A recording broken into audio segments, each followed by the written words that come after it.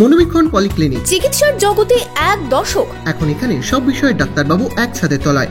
Phone করুন 7477999515 এই নম্বরে। শিক্ষারত্ন ফেরালেন মুর্শিদাবাদের এক শিক্ষক।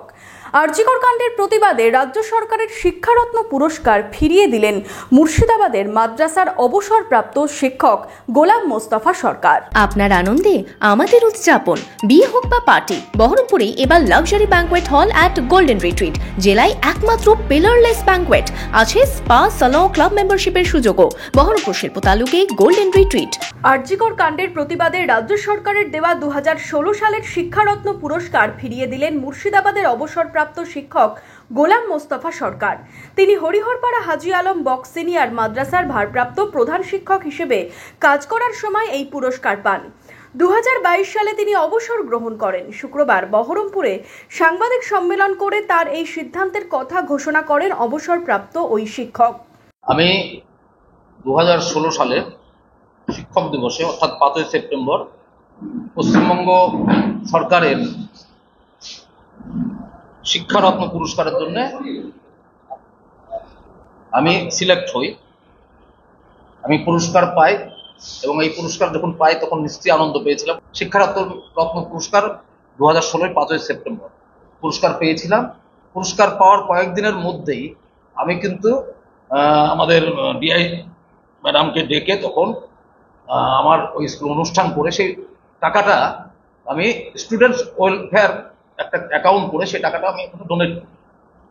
এখন আমি এই শিক্ষারত্ন তখন আনন্দ পেলেও এই মুহূর্তে কিন্তু এটাকে ফিরিয়ে দিয়ে আমি আনন্দ পেতে চাইছি, আমি হালকা হতে চাইছি।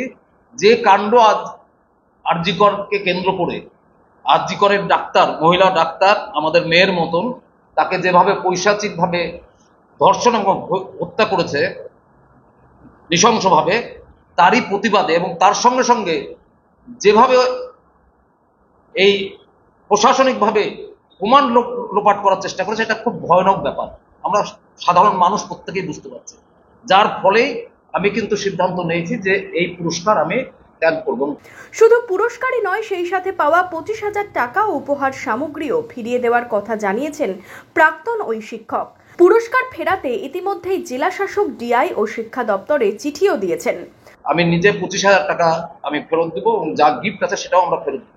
তার জন্য ডিএম সাহেবকে চিঠি করা হয়েছে, কমিশনার অফ এডুকেশনকে চিঠি মেল অলরেডি পাঠিয়ে দিয়েছি, ডিআইকে পাঠিয়ে দিয়েছি।